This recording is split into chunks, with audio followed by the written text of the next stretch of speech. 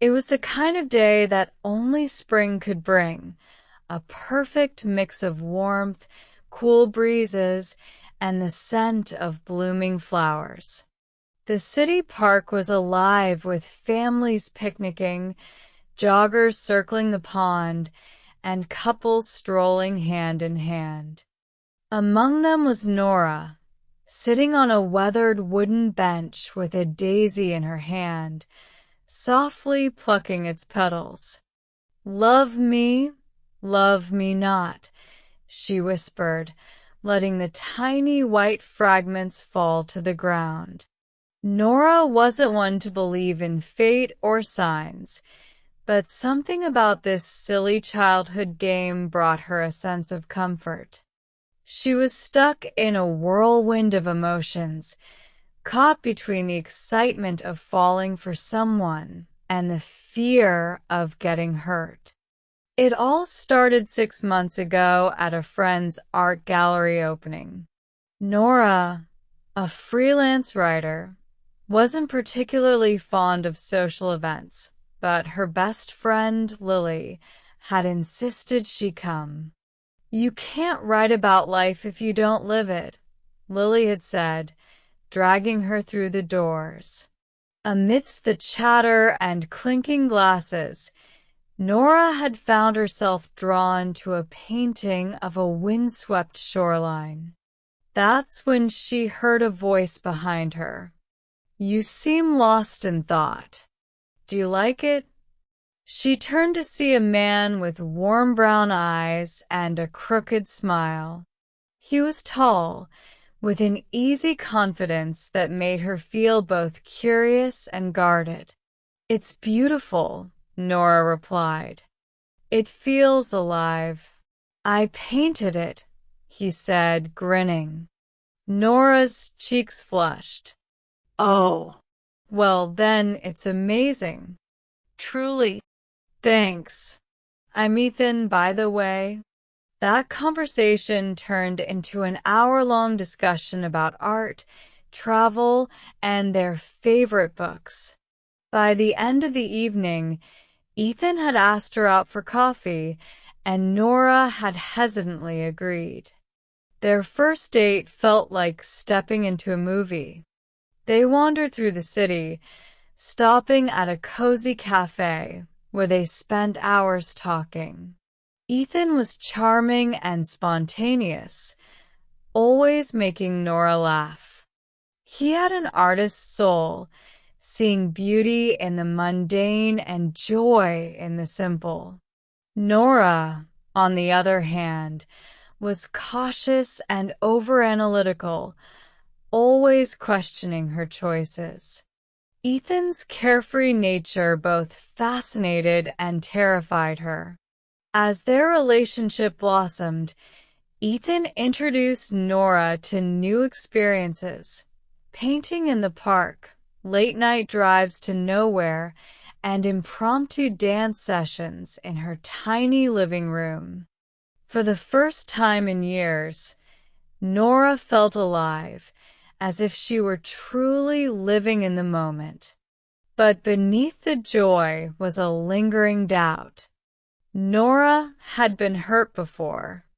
Her last relationship had ended in betrayal, leaving her with a wall around her heart that even she couldn't break down. While Ethan seemed genuine, a voice in the back of her mind whispered, "What if he leaves? What if he's just like the others?" Ethan, sensing her hesitation, tried to reassure her. "Nora," he said one evening as they watched the sunset from his rooftop, "I know you've been hurt, but I'm not going anywhere. You have to trust me." "I want to," she whispered, "but it's not that simple." Ethan nodded, giving her hand a gentle squeeze. "Take your time. I'll wait." As weeks turned into months, their relationship faced its share of challenges. Ethan's artistic pursuits often meant unpredictable schedules and financial instability, which clashed with Nora's need for structure and security. One evening, after Ethan canceled yet another dinner date because of a last-minute gallery meeting, Nora's frustration boiled over. "Do I even matter to you?" she snapped. Ethan looked taken aback. "Of course you do. But this is my career. I thought you understood that." "I do, but it feels like I'm always the second choice," Nora said, her voice trembling. The argument ended with Ethan storming out and Nora collapsing onto the couch, tears streaming down her face. Over the next few days, their communication dwindled. Nora found herself back in the park, sitting on the same bench where she now plucked at the daisy's petals. Love me not," she whispered, the childish game echoing her internal battle. She thought about the good moments, the laughter, the passion, the way Ethan looked at her as if she were the only person in the world. But she also thought about the uncertainty, the fear, and the arguments. As the last petal fell, Nora looked up and saw Ethan standing a few feet away, holding a bouquet of daisies. "Hey," he said softly. Nora blinked in surprise. "What are you doing here?" "I couldn't stay away," Ethan admitted, sitting beside her. "I know we've had our ups and downs, but I can't imagine my life without you. I love you, Nora, and I'll keep fighting for us if you will." Nora felt her heart swell with emotion.